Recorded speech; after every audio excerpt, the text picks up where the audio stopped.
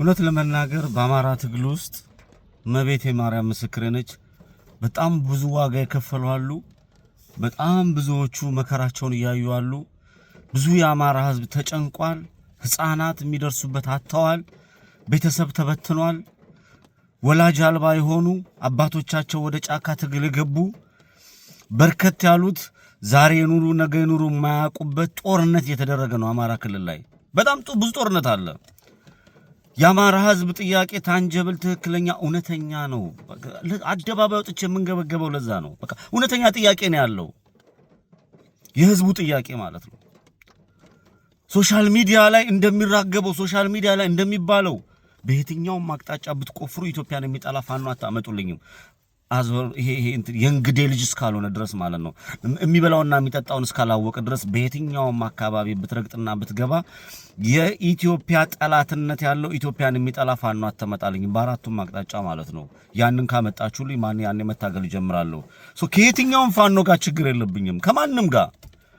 ያካሄድና የአማራን ክብር የማይመጥን ነገር ሲኖር ግን በአደባባይ በቅነት እንዲማሩ መልእክቴን አስተላልፋለሁ፣ እንዲስተካከሉ። ይሄ ህዝብ ሲሸጡት ሲያገላብጡት ከ97 ጀምሮ አክቲቭሊ ፖለቲካውን ሲከታተል ነበር። እድሜ ለዛ ሰዓትም እድሜ ደረሰ አይደለም።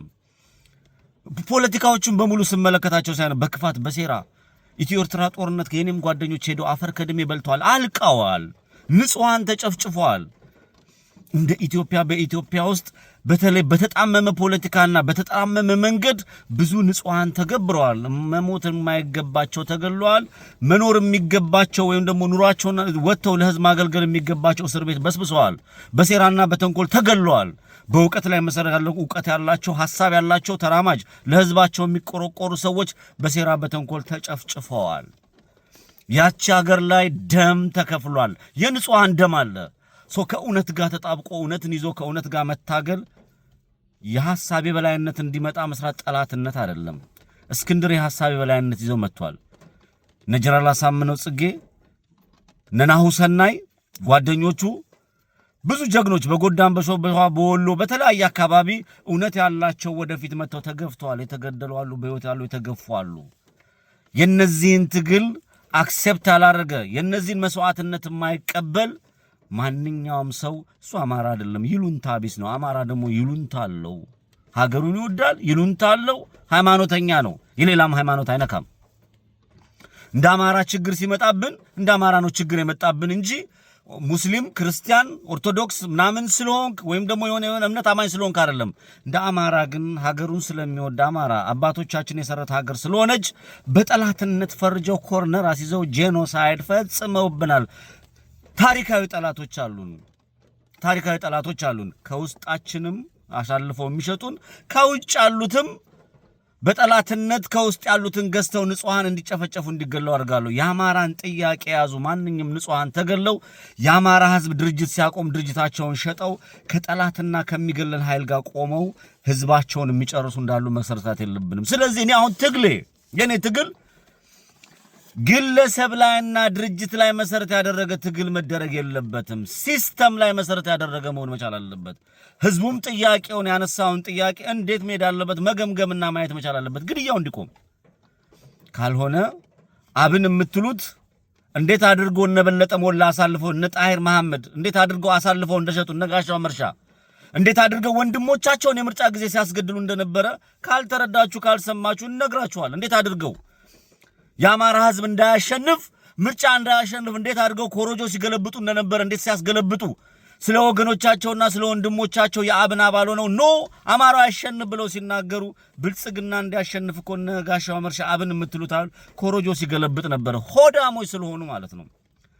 ዛሬም በትግል ላይ ያሉት ምድር ላይ ትግል ሲያደርጉ የነበሩ የህዝብ ጥያቄ ባልተመለሰበት ጄኖሳይድ አብይ አህመድ እነ ሽመልስ አብዲሳ ወይም ደግሞ እነ ተመስገን ጥሩነህ 4 ኪሎ ቤተ መንግስት የተቀመጡትም ባህር ዳር ላይ የተቀመጡትም አጋስና ሆዳሞች ዛሬም ሌላ ሆዳም እንደማይገዙ እርግጠኛ አይደላችሁም። በግለሰብ ላይ የተንጠለጠለ በዘመነ ካሴ ላይ በጀነራል ምናምን በለው በአስረስ ማረዳምጤ በለው ጌታ አስራደ በለው በግለሰብ ላይ የተንጠለጠለ ትግል እንዲኖር አልፈቅድም። መሪዎች ከመጡ እናከብራለን። ሲሰሩ ግን እንጠይቃቸዋለን። እኔ እጠይቃለሁ። መጠየቃችን ጤነኝነት ነው እንጂ ክፋት አይደለም። ይሄ የወረዳ የቀበሌ የግለሰብ አምልኮ ካለው ድርጅቴ ካልተመሰረተ የኔ ጎጥ ወደ ላይ ወጥቷል የሚል አካሄድ የሚያመጣ ካለ የተበላሸ ነው። መጀመሪያም የህዋት ጭንቅላት የህዋት ሜንታሊቲን በሲሪንጅ ጭንቅላቱ ላይ ዳውንሎድ ያደረገችበት ሰው እንጂ ይሄንን የአማራ ህዝብ መከና የተረዳ አይደለም፣ ፖለቲካውን የተረዳ ነው ብዬ አላስብም። ለዛም ነው የምንገበገበው የምናየው። ሰፊው የአማራ ህዝብ እየታዘበ ያየ ነው። ድርጅት ተቋቁሟል። አብን የምትሉት ድርጅት በዛ ሰዓት ህዝብ ይቆጣጠረውና ህዝብ ቢያየው ኖሮ ዋልጌዎች አይሆኑም ነበር። ድርጅቱም ተላልፎ ተሰጥቶ ለገዳዮቻችን መጠቀሚያ ሆኖ ዛሬም ድረስ በመዶሻ አማራውን ጭንቅላቱን ይለዋል። ከአብን ተማሩ።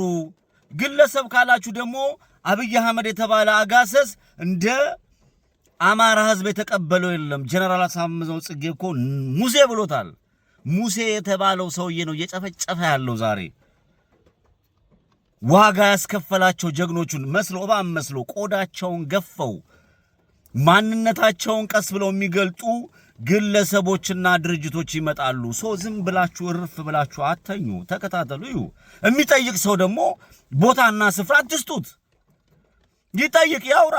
60 እና 70 ሚሊዮን አማራ እኮ አለ፣ ይመለከታል የሚሆነውን የሚደረገውን ነገር።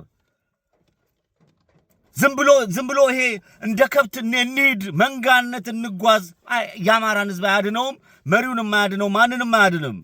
መሪዎችን መጠበቅ ማየት የመጣ ድርጅት አለ ህዝብ እንዲቀበለው። እኔ አሁን ይሄንን አንድነት መመስረቱን ያሳምነው ጽጌ የጀነራል አሳምነው ጽጌ ሐሳብ ነው፣ ደግፋለሁ።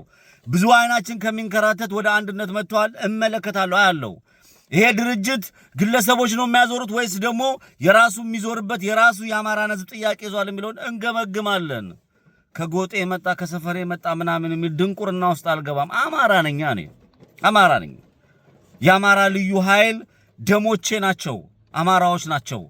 በየትኛውም አቅጣጫ የጎጃም ጥላቻ፣ የጎንደር ጥላቻ፣ የወሎ ጥላቻ የሚል ነሁላላ ተራማጅ ሐሳብ የሌለው አደባባይ ላይ ወጥቶ እኔን ሊያወራና እኔን ሊሰድብ አይችልም። እኔማ ከማንም ምንም አልፈልግ፣ በህዝብ ደም ማልሸቅጥ፣ ወደ ሀገሬ ዋናው ታርጌቴ ሃይማኖቴ ይከበር፣ ቤተክርስቲያኔ ትከበር፣ ዋናው ቀጥሎ ዓለም ህዝብ ጄኖሳይድ አይፈጸምበት፣ ከዛ ኢትዮጵያን አትንኩብኝ፣ ይህን ህዝብ አጨፍጭፉት፣ ንጹሃንን አጨፍጭፉ፣ ኦሮሞም ቢሆን ትግሬም ቢሆን አማራም ቢሆን ጋምቤላም ቤንሻንጉልም ኢትዮጵያኖችን አጨፍጭፉ የሚል ትግል ይዤ ነው የመጣሁት እንጂ ሌላ የመጠቀሚያ ይሄ ራሴን እንጂ ኤክስፖዝ አድርጌ የሆነ ነገር ለመስራት እምሽቀዳደም ነውላላ ሰው አይደለሁም። እንደዛም አይደለሁም።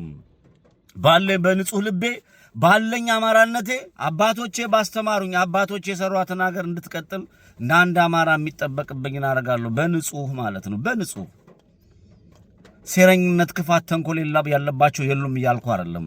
ጎጠኝነት፣ ቀበሌ መንደርተኝነት ያለባቸው የሉም። ያጎቱ ልጅ እዛ ላይ ቁጭ ብሎ እየበላ ስላለ እንደሌላው ቢሞት ቢገደል ምንም የማይመስለው የለም እያልኩ አይደለም። ግን እንደ አማራ ጥንቃቄ ያስፈልገዋል። ትግላችን ፈተና ውስጥ ነው ያለው። ትግላችን ያለበት ጎዳና፣ ትግላችን የሚሄድበት መንገድ እጅግ በጣም አሰልቺ ነው። ዕውቀት ያላቸውና አስተሳሰብ ያላቸው ሰዎች ወደፊት ይምጡ። ዕውቀት ብታፈስባቸውም እንደ ጥቁር ድንጋይ ከውሃ ውስጥ መውጣት የማይችሉ ጊዜና ሰዓት የሚያቀጥሉ ደናቁርቶች ፖለቲካ ወደኋላ ማለት አለባቸው። ስድብ ዕውቀት አይደለም። ማንጓጠጥ፣ ብሔሮችን መሳደብ ዕውቀት አይደለም። ዕውቀት ማለት የመጣውን ችግር ተረድቶ ከዚህ ችግር እንዴት እንወጣለን የሚለውን መንገድ ማስቀመጥ ነው። የግለሰብ የአካባቢ የወረዳ የሰፈር አፍቃሪነት ድንቁርና ነው። አማራ ትልቅ አገር አለው። ኢትዮጵያ አማራነት ክብር ነው። አማራነት ራስ ወዳድነት አይደለም። አማራነት ሌሎቹ ማሰብ ነው። አማራነት ድንቅ የሆኑ ሐሳቦች ባለቤት መሆን ነው። አማራነት ማለት የሀገር ባለቤት መሆን ማለት ነው። ሃይማኖተኛ መሆን ማለት ነው። አማራነት የሰዎችን ደም የሰዎችን ንጹሃንን መጨፍጨፍ መቃወም ማለት ነው። ስለ እውነት መቆም ማለት ነው አማራነት።